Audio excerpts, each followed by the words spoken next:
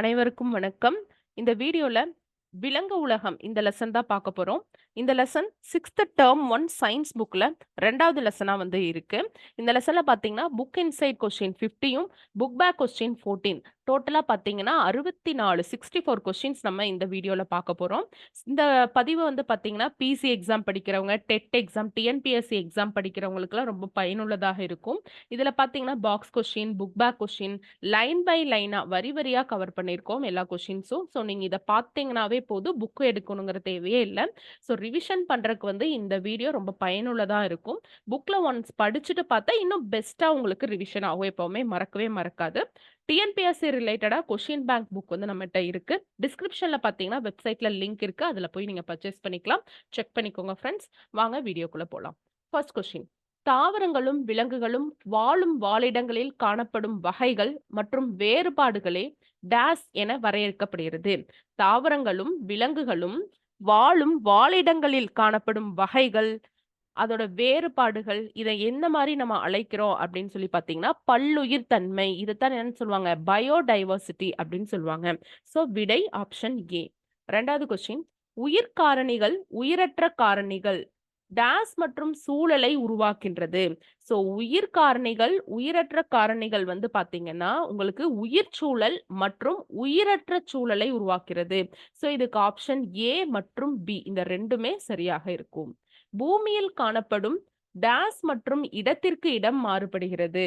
புவியில காணப்படும் புவியியல் தன்மை மற்றும் சூழ்நிலை அமைப்பின் தன்மை இது இடத்திற்கிடம் மாறுபடுகிறது. பூமியில காணப்படக்கூடிய புவியியல் தன்மையும் சூழ்நிலை அமைப்போட தன்மையும் தான் இடத்துக்கிடம் மாறுபடுகிறது. அடுத்தது, குளிர் பிரதேசங்களில் எந்த உயிரினங்கள் வாழ்கின்றன? அதாவது 4 உயிரினங்கள் கொடுத்து எது குளிர் பிரதேசங்களில் வாழும் அப்படின்னு சொல்லி கேட்கிறாங்க. நமக்கு தெரியும் பென்குயின், துருவக்கரடிகள் இதெல்லாம் பார்த்தீங்கன்னா குளிர் பிரதேசங்களில் வாழும். ஸோ விடை ஆப்ஷன் பி பென்குயின்கள், துருவக்கரடிகள். அடுத்த கொஸ்டின். எந்த உயிரினம் வேறுபட்ட சூழ்நிலையில் வாழும் தன்மையை பெற்றிருந்தாலும் பாலைவனங்கள் தான் அவற்றிற்கு வசதியான இடமாகும்? எந்த உயிரினம் வேறுபட்ட சூழ்நிலையில் வாழும் தன்மையை பெற்றிருந்தாலும் பாலைவனங்கள் தான் அவற்றிற்கு வசதியான இடமாகும் அப்படின்னு பார்த்தீங்கன்னா, இதுக்கான விடை ஆப்ஷன் ஏ ஒட்டகம். அடுத்த கொஸ்டின். ஒரு செல் உயிரிகள் டேஸ் ஆகும். ஒரு செல் உயிரிகள் என்னென்ன அப்படின்னு சொல்லி கேட்கிறாங்க. பாரமீசியம், யூக்ளினா, அமீபா, கிளாமிடாமோனஸ் ஆகிய அனைத்துமே ஒரு செல் உயிரிகளாக இருக்கிறது. சோ இதற்கான விடை மேற்கண்ட அனைத்தும். அடுத்த கொஸ்டின். ஒட்டகத்தின் தகவமைப்பு டேஸ் ஆகும். ஒட்டகத்தோட தகவமைப்பு என்ன அப்படின்னு சொல்லி கேட்கிறாங்க. நீண்ட கண்ணிமை இருக்கும், திமில் இருக்கும். இதுலதான் அதோட உணவு சேமித்து வச்சிருக்கும். புரோட்டீனை சேமித்து வச்சிருக்கோம் இல்லைங்களா? வியர்வை சுரப்பிகள் கிடையாது ஒட்டகத்துக்கு. ஸோ டீஹைட்ரேஷன் சீக்கிரமே ஆகாது. தடித்த தோல் இருக்கும், தட்டையான பாதம் இருக்கும், அதிக அளவு நீரை சேர்த்து வச்சுக்கும் அதோட உடம்புல. ஸோ இந்த ஆப்ஷன் எல்லாமே மேற்கண்ட அனைத்துமே இதற்கான சரியான விடை. ஸோ இதுதான் ஒட்டகத்தோட தகவமைப்பு அப்படின்னு சொல்றாங்க. அதே மாதிரி ஓணானோட தகவமைப்பு என்ன அப்படின்னு கேக்குறாங்க. ஓணான் டாஸ் தகவமைப்பை பெற்றுள்ளன அப்படின்னு சொல்லி கேக்குறாங்க. சோ இதுக்கு ஆன்சர் பாத்தீங்கன்னா ஏ மற்றும் பி. என்ன அப்படின்னா, அசைக்கக்கூடிய கண்ணிமைகள் இருக்கும், செதில்களால் ஆன தோல். இந்த ரெண்டுமே ஓணானுக்கு இருக்கும். சரிங்களா? அடுத்தது, பல செல் உயிரிகள் டாஸ் ஆகும். பல செல் உயிரிகளுக்கு எடுத்துக்காட்டு என்ன அப்படின்னு சொல்லி கேக்குறாங்க. சோ மனிதன், புலி, குரங்கு, பறவைகள், மண்புழு, நத்தை, தவளை, மீன், புறா இது எல்லாமே பாத்தீங்கன்னா பல செல் உயிரிகள். சோ நம்ம ஒரு செல் உயிரிகள் என்னென்ன பார்த்திருக்கோம்? பாரமீசியம், யூக்ளினா, அமீபா, கிளாமிடோமோனஸ் பார்த்திருக்கோம். பல செல் உயிரிகள் இதை தவிர்த்து மத்தது எல்லாமே பல செல் உயிரிகள் ஞாபகம் வச்சுக்கோங்க. சோ இந்த கொஸ்டினுக்கு அதிகமான வாய்ப்பு இருக்கு. அடுத்தது, ஜுராங் பறவைகள் பூங்கா எங்கு அமைந்துள்ளது? ஜுராங் பறவைகள் பூங்கா எங்கு அமைந்துள்ளது? இது பாத்தீங்கன்னா உங்களுக்கு பாக்ஸ் கொஸ்டின். சோ இதுக்கு நல்லா படிச்சு வச்சுக்கோங்க. எங்க அமைஞ்சிருக்கு அப்படின்னு பாத்தீங்கன்னா, சிங்கப்பூர்ல அமைஞ்சிருக்கு. ஜுராங் பறவைகள் பூங்கா பாக்ஸ் கொஸ்டின் சிங்கப்பூர்ல அமைஞ்சிருக்கு. இதை நல்லா ஞாபகம் வச்சுக்கோங்க. இதுலதான் பென்குயின் என்ன பண்ணுவாங்கன்னா, பனிக்கட்டிகள் ஃபில் பண்ண ஒரு கண்ணாடி கூண்டுல 0°C இல்லைன்னா அதுக்கு -°C வச்சிருப்பாங்க. ஓகேவா? அதுதான் அடுத்த கொஸ்டினாவே வந்திருக்கு. சிங்கப்பூரில் உள்ள பறவைகள் பூங்காவில் என்ன பறவைகள் பூங்கா? ஜுராங் பறவைகள் பூங்காவில் பென்குயின் பறவைகள் பனிக்கட்டிகள் நிரம்பிய ஒரு பெரிய கண்ணாடி கூண்டினுள் 0 டிகிரி அல்லது அதற்கும் குறைவான வெப்பநிலையில் பராமரிக்கப்படுகின்றது. சோ இது எந்த பூங்காவில் அப்படின்னு தான் கேக்குறாங்க. சோ இதுக்கான ஆன்சர் ஜுராங். ஜுராங் அப்படிங்கிற பறவைகள் பூங்கால தான் இது மாதிரி பண்ணிருக்காங்க. அடுத்த கொஸ்டின் வந்து போலாம். உயிரினங்கள் எனப்படும் மிகச்சிறிய செயல்படும் அலகுகள் யாவை அப்படின்னு கேக்குறாங்க. அதாவது அனைத்து உயிரினங்களோட மிகச்சிறிய ஸ்மாலஸ்ட் யூனிட் இல்லைன்னா basic unit of a life அப்படின்னா என்னன்னா நமக்கு செல் தான். ஓகேவா? இது நமக்கு தெரியும். இந்த செல்களை எல்லாம் சேர்ந்து தான் நம்ம என்னன்னு சொல்றோம். இது வந்து நீங்க கமெண்ட்ல போடணும். ஓகேவா? உங்களுக்கான ஃபர்ஸ்ட் கொஸ்டின் பாருங்க. செல்களின் தொகுப்பு பஞ்ச் ஆஃப் செல் இதுக்கு என்ன பெயர் அப்படிங்கறது நீங்க போடணும். சரியா? அடுத்தது உயிரினங்களின் உடலில் நடைபெறும் அனைத்து பணிகள் மற்றும் செயல்பாடுகளும் எதன் மூலமாகவே செயல்படுகிறது? உயிரினங்களோட உடலில் நடைபெறுகின்ற அனைத்து பணிகள் மற்றும் செயல்பாடுகள் எதன் மூலமாக நடைபெறுகிறது அப்படின்னா எல்லாமே வந்து நுண்ணிய செல்கள் மூலமாகத்தான் நடைபெறுகிறது. விடை ஆப்ஷன் சி, நுண்ணிய செல்கள். அடுத்தது உயிரினங்கள் மிகச் சிறியவை. அவற்றை வெறும் கண்களால் பார்க்க முடியாது. நுண்ணோக்கியால் மட்டுமே பார்க்க முடியும். சோ எந்த உயிரினங்கள் மிகச் சிறியவை, அவற்றை வெறும் கண்ணால் மட்டும் பார்க்க முடியாது. நுண்ணோக்கியால பார்த்தா மட்டும்தான் தெரியும் அப்படின்னு சொல்லி கேட்டிருக்காங்க. அதற்கான விடை ஒரு செல். சோ ஒரு செல் உயிரினங்களை நம்ம நுண்ணோக்கி கொண்டு மட்டுமே பார்க்க முடியும். அடுத்தது அமீபா. அமீபா பத்தின சரியான விடை என்ன அப்படின்னு சொல்லி கேக்குறாங்க. சோ இது அனைத்துமே வந்து சரியானது அப்படிங்கறத இதோட ஆன்சர். சோ என்னென்னு பாத்திரலாம். சோ அமீபாவை பத்தி இந்த மட்டும் நீங்க கவனிச்சீங்கன்னாவே புக் படிக்க தேவையில்லை. இது ஃபுல்லுமே நமக்கு கவர் ஆயிடும். அமீபா ஒரு செல் உயிரி நம்ம பார்த்தோம். பாரமீசியம், யூக்ளினா எல்லாம். அமீபாவோட அனைத்து செயல்பாடுகளும் ஒரே செல்லிற்குள் நடைபெறுகின்றன. ஏன்னா அமீபா ஒரு செல் உயிரி. அதோட செயல்பாடுகள் அனைத்தும் ஒரே செல்லிற்குள் தான் நடைபெறும். அமீபா நீரில் உள்ள உணவு துகள்களை விழுங்குகின்றன. இது கரெக்ட் இல்லையா? சோ அமீபா நீர்ல இருக்கக்கூடிய உணவு துகள்களை தான் விழுங்குகின்றன. உணவு குமிழ் மூலம் செரிமானம் நடைபெறுகிறது. சோ அமீபாவோட செரிமானத்திற்கு என்ன காரணம் அப்படின்னா அதோட உடல்ல இருக்கக்கூடிய உணவு குமிழ், அதோட உணவுல இருக்கிற உணவு குமிழ். அடுத்தது பாத்தீங்கன்னா கழிவு நீக்கம் எதன் மூலம் நடைபெறுகிறது? சுருங்கும் நுண்குமிழ்கள் மூலமாக கழிவு நீக்கம் நடைபெறுகிறது. எளிய பரவல் முறையில் உடலின் மேற்பரப்பின் வழியாக சுவாசித்தல் நடக்கிறது. சோ சுவாசித்தல் எப்படி நடக்குது? எளிய பரவல் முறையில அமீபாவோட உடலோட மேற்பரப்பின் வழியாக சுவாசித்தல் நடைபெறுகிறது. இதுக்கு போலிக்கால்கள் இருக்குது. அந்த போலிக்கால்கள் எப்படி இருக்காம்? விரல் போன்ற நீட்சிகளான போலிக்கால்களை பெற்றுள்ளன. அமீபா விரல் போன்ற நீட்சிகளான போலிக்கால்களை பெற்றுள்ளன. சோ இது அனைத்துமே அமீபாவை பற்றிய சரியானவை. சோ இதற்கான ஆன்சர் என்ன? மேற்கண்ட அனைத்தும். அடுத்தது பாருங்க. அமீபா நகர்வதற்கு அல்லது இடப்பெயர்ச்சி செய்வதற்கு டேஸ் உதவுகின்றன. அமீபா நகர்வதற்கு அல்லது இடப்பெயர்ச்சி செய்வதற்கு டேஸ் உதவுகின்றன அப்படின்னா போலிக்கால்கள். சோ அமீபாக்கு போலிக்கால்கள் இங்க நம்ம பார்த்தோம். விரல் போன்ற நீட்சியான போலிக்கால்கள் தான் அமீபாக்கு நகர்வதற்கும் இடப்பெயர்ச்சி செய்வதற்கும் உதவுகின்றது. அடுத்தது பாரமீசியம் பற்றிய சரியானது எது அப்படின்னு கேக்குறாங்க. பாரமீசியம் என்பது நீரில் வாழும் உயிரி. பாரமீசியம் ஒரு செல் உயிரி. குறு இலைகள் மூலம் இடப்பெயர்ச்சி செய்கிறது. சோ மேற்கண்ட அனைத்துமே சரி.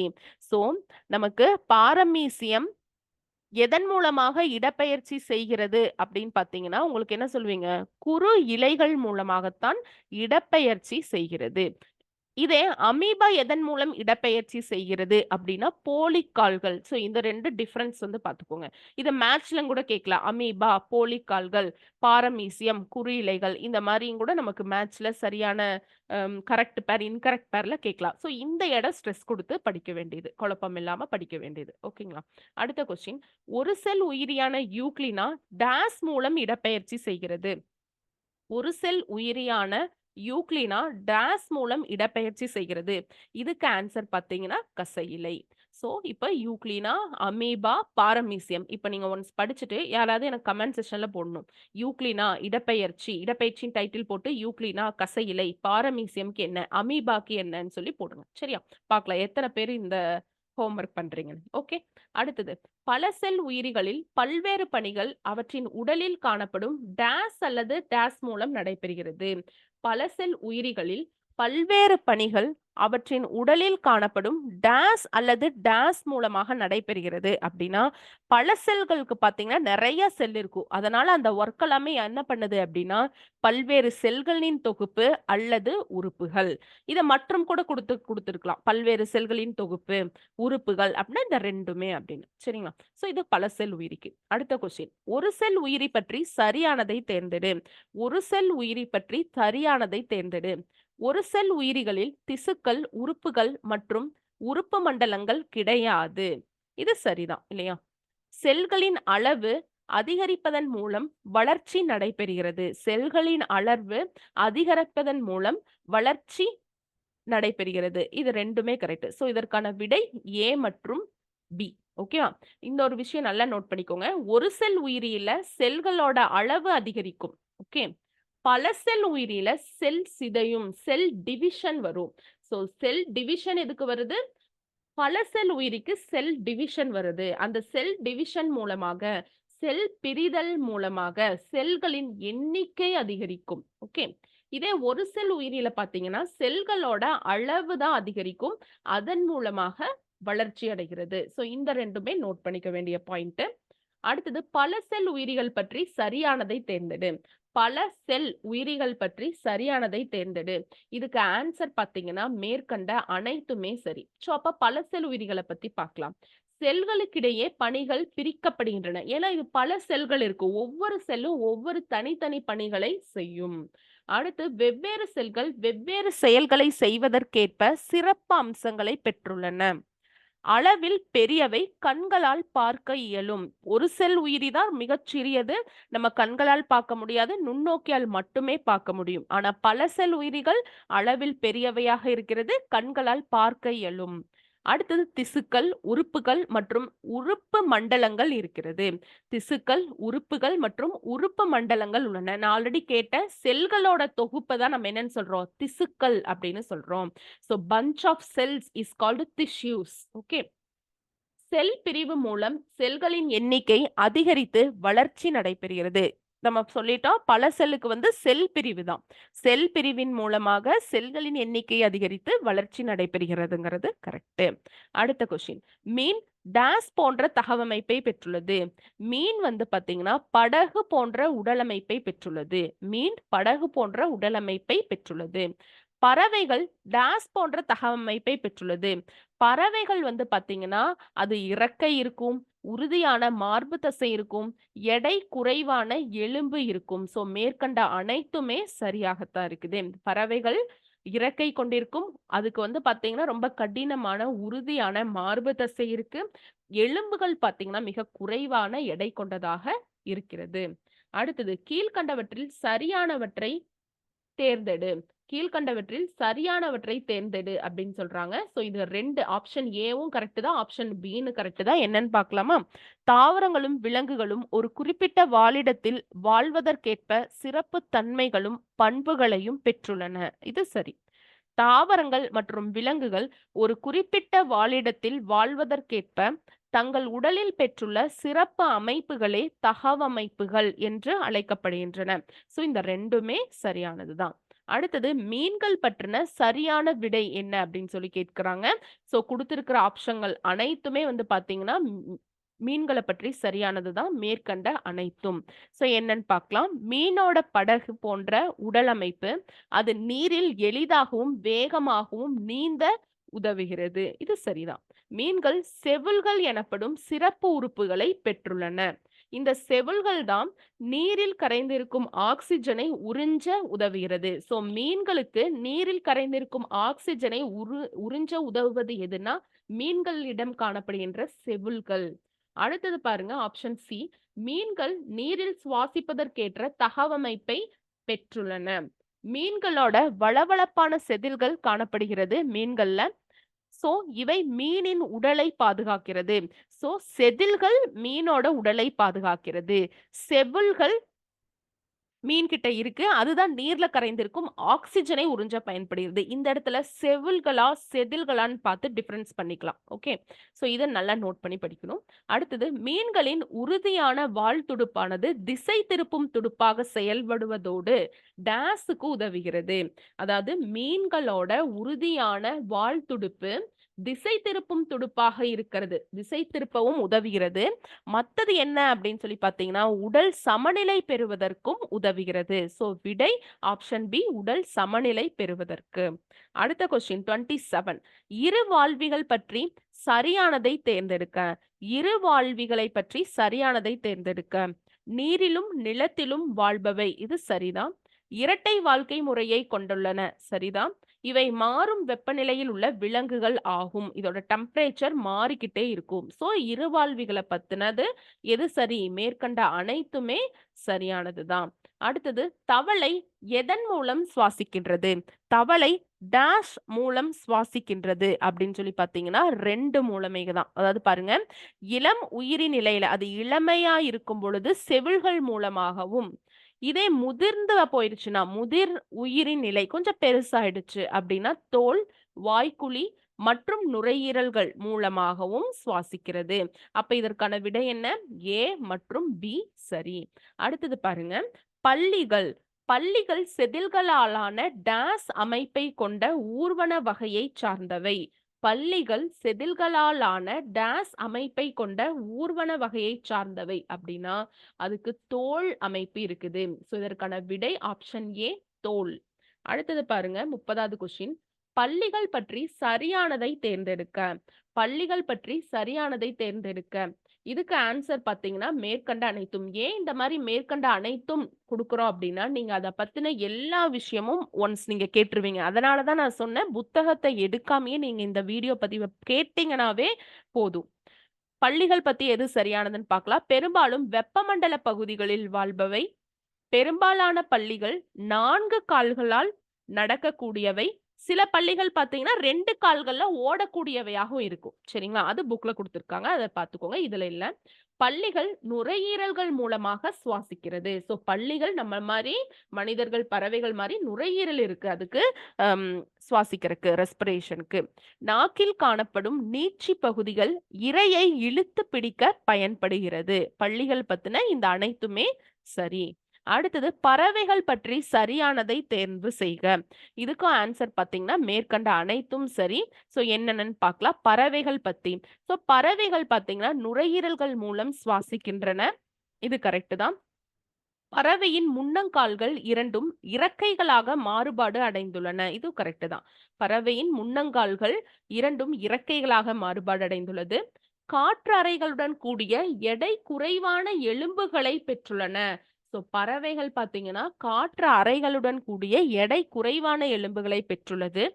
பறவையோட வால் அது பறக்கும் திசையை கட்டுப்படுத்த உதவுகிறது. பறவையோட வால் அது பறக்கும் திசையை கட்டுப்படுத்த உதவுகிறது. ஆக மேற்கண்ட அனைத்துமே சரி. அடுத்த கொஸ்டின். பறவைகள் ஒரே சமயத்தில் 2 கண்கள் மூலமும் 2 வெவ்வேறு பொருட்களை காண முடியும். இதற்கு டேஸ் என்று பெயர்.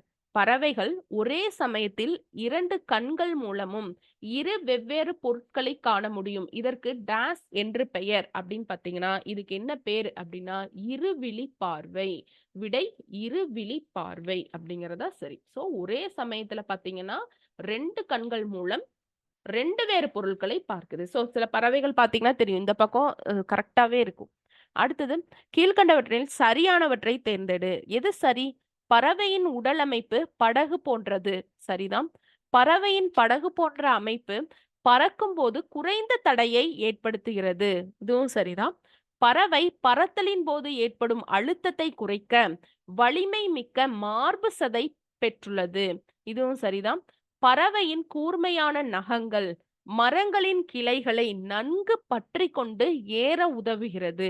இதுவும் சரிதான். ஸோ இதற்கான விடை என்ன அப்படின்னு பார்த்தீங்கன்னா அனைத்தும் சரி.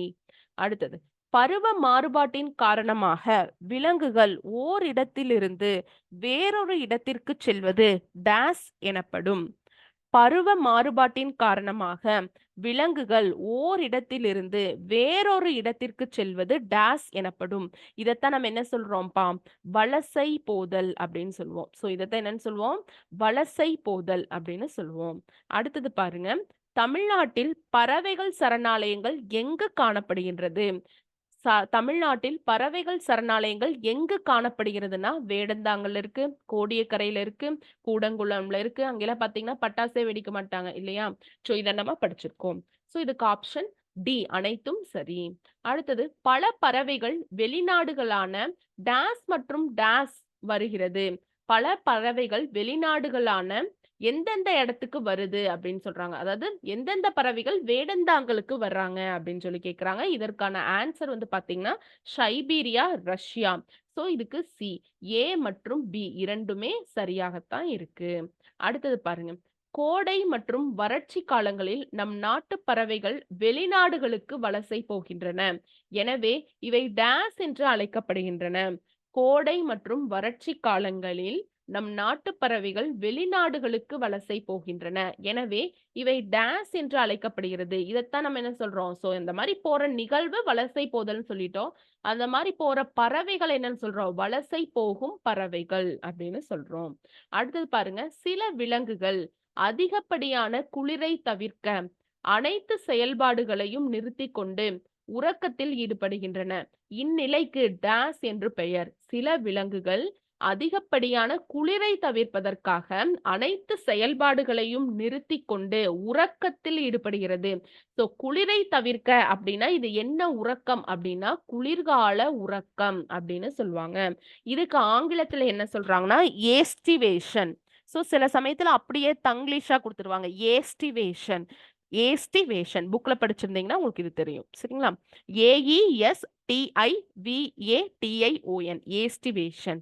அடுத்தது பாருங்க, சில விலங்குகள் அதிகப்படியான வெப்பத்தை தவிர்க்க அனைத்து செயல்பாடுகளையும் நிறுத்தி கொண்டு உறக்கத்தில் ஈடுபடுகின்றன. இந்நிலைக்கு டேஸ் என்று பெயர். சில விலங்குகள் அதிகப்படியான வெப்பத்தை தவிர்க்க அனைத்து செயல்பாடுகளையும் நிறுத்தி கொண்டு உறக்கத்தில் ஈடுபடுகின்றன. இந்நிலைக்கு என்ன பெயர் அப்படின்னா கோடை கால உறக்கம். சோ எதை தவிர்க்கறதுக்கு? வெப்பத்தை தவிர்க்கனா கோடை கால உறக்கம், குளிரை தவிர்க்கனா குளிர்கால உறக்கம். அவ்வளவுதான் வித்தியாசம். சரிங்களா? இது ஸ்ட்ரெஸ் கொடுத்து படிச்சுக்கோங்க. இதுக்கு என்ன எக்ஸாம்பிள்ங்கிறதையும் ஸ்ட்ரெஸ் கொடுத்து படிச்சுக்கோங்க.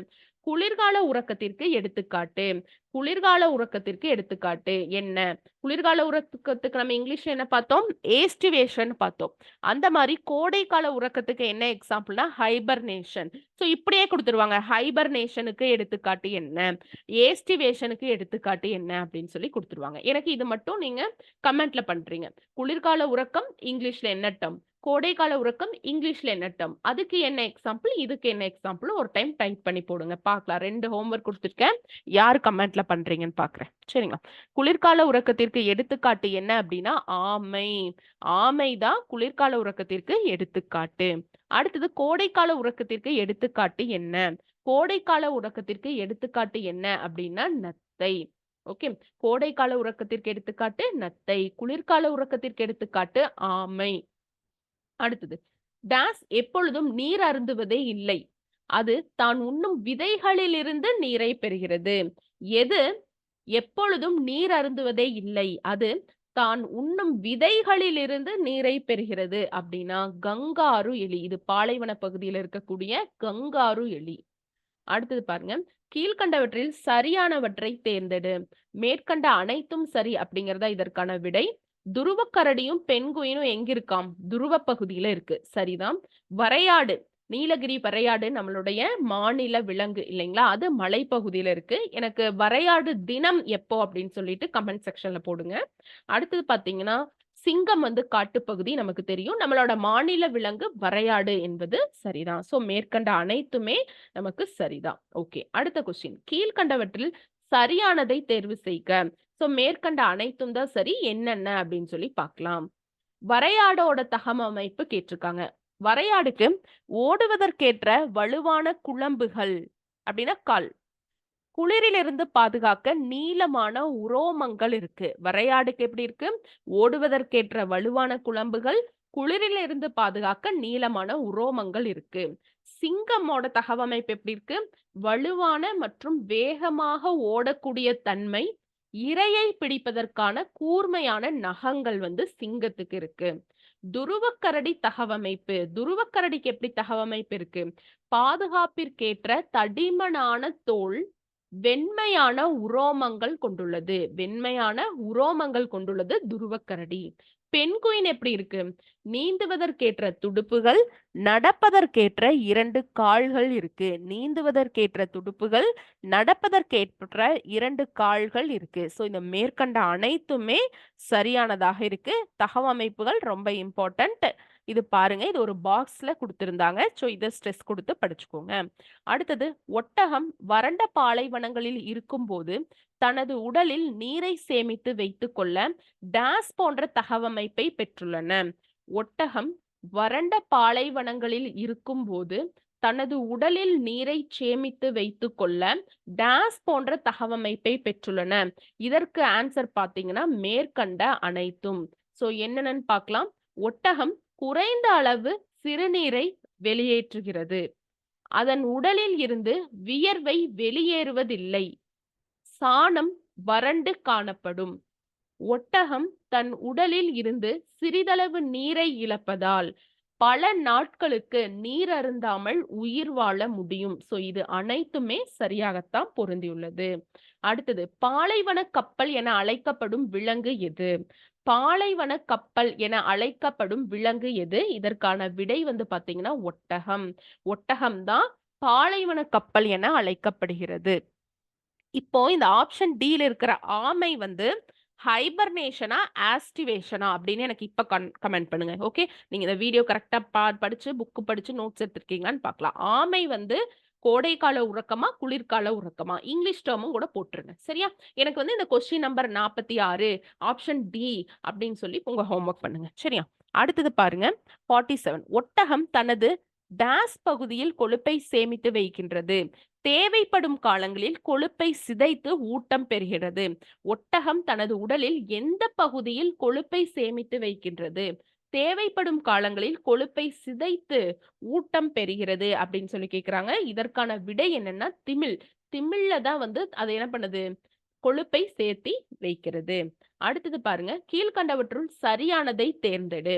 ஒட்டகத்தின் நீண்ட கண் இமை மற்றும் ரோமங்கள் கண் மற்றும் காதுகளை புழுதி புயலில் இருந்து பாதுகாக்கிறது அப்படிங்கிறது சரிதான். ஒட்டகத்தின் பெரிய தட்டையான கால்கள் மிருதுவான மணலின் மீது நன்றாக நடக்கும் தன்மையை பெற்றுள்ளது. இதுவும் சரிதான். நாசி துவாரங்கள் புழுதி புயலின் மூலம் ஏற்படும் தூசிகள் உள்ளே செல்வதை தடுக்க மூடிக்கொள்கின்றன. இதுவும் சரிதான். சோ இது எல்லாமே என்ன ஆன்சர்? இது எல்லாமே சரிதான் ஒட்டகம் பற்றினது. சோ அனைத்தும் சரி என்பதுதான் கரெக்டானது. அடுத்தது, ஒட்டகத்தோட சிறப்பு அமைப்புகள் என்ன? ஒட்டகத்தோட சிறப்பு அமைப்புகள் என்ன அப்படின்னு கேக்குறாங்க. கிடைக்கும் போதெல்லாம் அதிக அளவு நீரை அருந்தி தன் உடலில் சேமித்து வைத்துக் கொள்கின்றன அப்படிங்கிறது சரிதான். நீண்ட கால்கள் இருப்பதால் பாலைவனத்தில் உள்ள சூடான மணலிற்கு மேலே அதன் உடல் சற்று உயரத்தில் இருக்கின்றன. சோ இந்த ரெண்டுமே கரெக்ட் தான். சோ விடை பாத்தீங்கன்னா ஏ மற்றும் பி வந்து சரியாக உள்ளது. அடுத்தது பாருங்க, ஒட்டகம் நீர் குறைந்த வெப்பநிலை அதிகமான டேஸ் பகுதியில் வாழ்கின்றது. ஒட்டகம் நீர் குறைந்த வெப்பநிலை அதிகமான டேஸ் பகுதியில் வாழ்கின்றது அப்படின்னு சொல்லி பாத்தீங்கன்னா பாலைவன பகுதியில் வாழ்கின்றது. பாலைவன பகுதியில் தான் வாழ்கின்றது. அடுத்தது பாருங்க, அடுத்து புத்தக புற வினாக்கள் வந்து பாக்குறோம். புக் பேக் கொஸ்டின் வந்து பாக்குறோம். உயிருள்ள பொருள்கள் அல்லது உயிரினங்களை பற்றி படிப்பது. உயிருள்ள பொருள்கள் அல்லது உயிரினங்களை பற்றி படிப்பது என்ன அப்படின்னு சொல்லி கேட்டிருக்காங்க. அதைத்தான் நம்ம என்ன சொல்றோம்? உயிரியல் அப்படின்னு சொல்றோம். ஆப்ஷன் பி தான் சரியான விடை. பயாலஜி அப்படின்னு சொல்லுவாங்க ஆங்கிலத்துல. அடுத்து பாருங்க, கீழ்காணும் எவற்றுள் எவை உயிருள்ளவைகளின் பண்புகளாக கருதப்படுகிறது? எவை உயிருள்ளவைகளின் பண்புகளாக கருதப்படுகிறது? சுவாசம், இனப்பெருக்கம், தகவமைப்பு, கழிவு நீக்கம். இது அனைத்துமே வந்து பாத்தீங்கன்னா உயிருள்ளவைகளின் பண்புகளாக கருதப்படுகிறது. அடுத்தது, பல்லிகள் எதன் மூலம் சுவாசிக்கிறது? பல்லிகள் எதன் மூலம் சுவாசிக்கிறது? சோ பல்லிகளுக்கு நுரையீரல் இருக்கு. சோ மனிதன் பறவைகள் போலதான் சுவாசிக்கிறது. விடை நுரையீரல்கள். அடுத்தது அனைத்து விலங்குகளுக்கும் தேவையானது எது? அனைத்து விலங்குகளுக்கும் தேவையானது எது அப்படின்னு பார்த்தீங்கன்னா, உணவு மற்றும் நீர், இல்ல நீர் மற்றுமா? இல்ல காற்று, உணவு மற்றும் நீரா அப்படின்னு பார்த்தீங்கன்னா, காற்று தேவை, உணவும் தேவை, நீரும் தேவை. ஓகே. ஸோ அனைத்து விலங்குகளுக்கும் இதுதான் தேவையானது. அடுத்த கொஸ்டின். எந்த விலங்கு செவில்கள் எனப்படும் சுவாச உறுப்பை பெற்றுள்ளது? எந்த விலங்கு செவில்கள் எனப்படும் சுவாச உறுப்பை பெற்றுள்ளது? நம்ம பார்த்தோம். செவில், செதில் அப்படின்னு சொல்லிட்டு டிஃபரன்ஸ் படிச்சுக்கோங்கன்னு சொன்னோம். இது மீன் தான். மீனோட செதில்கள் எதுக்கு யூஸ் ஆகுதுன்னு எனக்கு கமெண்ட் பண்ணுங்க. மீனோட செதில்கள் எதுக்கு யூஸ் ஆகுதுன்னு கமெண்ட் பண்ணுங்க. அடுத்து ஒரு வாழிடத்தின் உயிரி காரணிகளை மட்டும் குறிக்கும் தொகுப்பினை தேர்ந்தெடுக்க. ஒரு வாழிடத்தின் உயிரி காரணம், அதாவது பயோட்டிக், அபயோட்டிக்னு 2 இருக்கு. உயிரி காரணிகள் எது? உயிரற்ற காரணிகள் எது அப்படின்னு பார்த்தீங்கன்னா, இப்ப இந்த மண்ணு, நிலம் இதெல்லாம் உயிரற்ற காரணிகள். இதே தாவரம், விலங்குகள் இதெல்லாம் உயிருள்ளது. ஸோ இத பொறுத்தவரையில பார்த்தீங்கன்னா, இங்க பாருங்க. இதுல மண் இருக்கு. இது உயிரற்றது. ஸோ தப்பு. 2வது ஆப்ஷன்ல மண் இருக்கு. 3வதுலயும் மண் இருக்கு. அப்போ அது 3மே தப்பு. நீர்வாழ் தாவரம், மீன், தவளை, பூச்சிகள். இதுதான் உயிரிய காரணிகள். பயோட்டிக்னு சொல்றோம். இங்கிலீஷ்ல என்ன சொல்றோம்? பயோட்டிக் ஃபேக்டர்ஸ்ன்னு சொல்லுவோம். BIOTIC biotic. அடுத்தது பாருங்க. கீழ்கண்டவற்றில் எதை வாழிடமாக கூற முடியாது? எது ஒரு ஹெபிடேட் கிடையாது?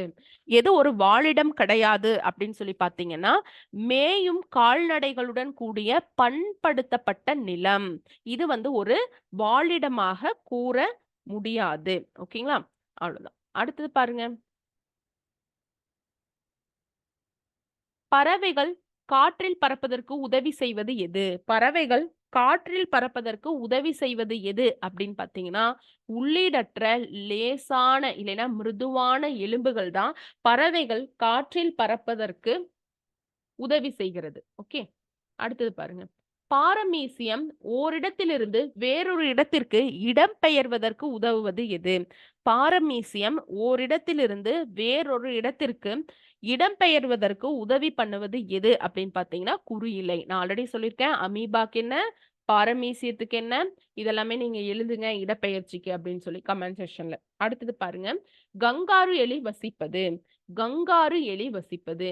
கங்காரு எலி எங்க வசிக்குது? பாலைவன வாழிடம். சோ தண்ணியே குடிக்கிறது இல்லைங்கிற பாயிண்ட்ல நம்ம பார்த்தோம் இல்லைங்களா? அடுத்தது கோடிட்ட இடத்தை நிரப்புக. நீர்நிலைகள், பாலைவனங்கள் மற்றும் மலைகள் ஆகியவற்றை டிராஸ் என்று அழைக்கலாம். நீர்நிலைகள், பாலைவனங்கள் மற்றும் மலைகள் ஆகியவற்றை டேஸ் என்று அழைக்கலாம். விடை வாழிடம். அடுத்தது செல் எண்ணிக்கையின் அடிப்படையில் விலங்குகளை டேஸ் மற்றும் டேஸ் என வகைப்படுத்தலாம். அதுல இருக்கக்கூடிய நம்பர் ஆஃப் செல்ஸ பேஸ் பண்ணி விலங்குகளை 2 வகைப்படுத்தலாம். ஒண்ணு வந்து பாத்தீங்கன்னா, ஒரு செல் விலங்கு, இன்னொன்னு பல செல் விலங்கு. உயிரிகளையும் அப்படியே பண்ணிக்கலாம். உயிரிகளை செல் எண்ணிக்கையின் அடிப்படையில் ஒரு செல் உயிரி, பல செல் உயிரி அப்படின்னு டிஃபரன்சியேட் பண்ணலாம். ஓகே. 63வது கொஸ்டின். பறவைகளின் வால் திசை திருப்பு கட்டையாக செயல்பட்டு உதவுகிறது. அதாவது பறவைகளோட வால் திசை திருப்பு கட்டையாகவும் பயன்படுது. வேற எதுக்கு பயன்படுதுன்னா, பறக்கதற்கும் பயன்படுகிறது. உடல் சமநிலை பெறுவதற்கும் பயன்படுகிறது. அடுத்தது அமீபா நீட்சிகளான டேஸ் உதவியுடன் இடப்பெயர்ச்சி செய்கிறது. சோ அமீபாக்கு விரல் போன்ற போலிக்கால்கள் இருக்கும் நீட்சிகளாக. அதன் மூலமாகத்தான் அமீபா இடப்பெயர்ச்சி செய்கிறது. அடுத்தது பாருங்க. கீழ்கண்டவற்றுள் சரியானதை தேர்ந்தெடுக்க.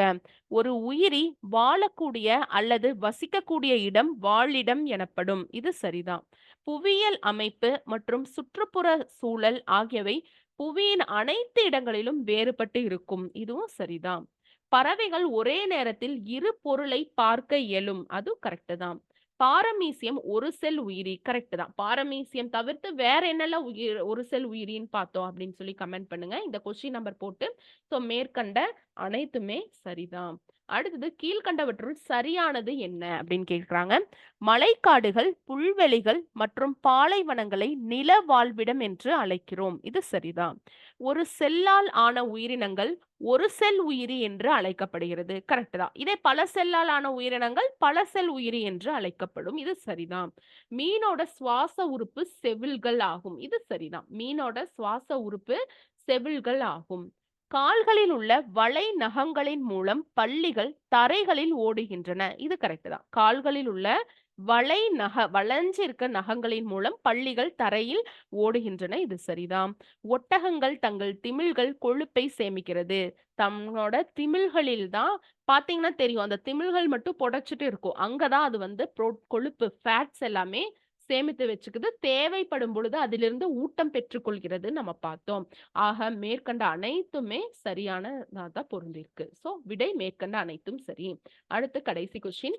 உயிரினங்களின் பல்லுயிர் தன்மை என்பது உயிரினங்களின் பல்லுயிர் தன்மை என்பது என்ன? பயோடைவர்சிட்டிங்கிறது என்ன அப்படின்னா பாலைவனங்கள், காடுகள், மலைகள், ஏரிகள், ஆறுகள் மற்றும் வயல்வெளிகள், பல்வேறுபட்ட சூழ்நிலை மண்டலங்கள் ஆகிய மேற்கண்ட அனைத்துமே பார்த்தீங்கன்னா உயிரினங்களோட பல்லுயிர் தன்மை தான். சரியா? ஸோ மொத்தம் பார்த்தீங்கன்னா 67 கொஸ்டின் புக் இன்சைடும் பார்த்திருக்கோம், புக் பேக்கும் பார்த்திருக்கோம், புக் பாக்ஸ் கொஸ்டினும் பார்த்திருக்கோம். ஸோ இது உங்களுக்கு பயனுள்ளதா இருக்கும். இந்த ஸ்பீட் உங்களுக்கு கரெக்டா, 2 டைம் ரீட் பண்றது உங்களுக்கு கரெக்டா, ரிவிஷனுக்கு யூஸ்ஃபுல்லா இருக்கா? அப்புறம் நான் சில நீலகிரி வரையாடு தினம் இந்த மாதிரி சில ஒர்க்லாம் கொடுத்துருக்கேன்ல, இது எல்லாமே கமெண்ட் செக்ஷனை பார்க்குறோம். கமெண்ட் செக்ஷன்ல எந்த அளவு ஆக்டிவா இருக்கீங்கன்னு பார்க்கலாம். Thank you friends.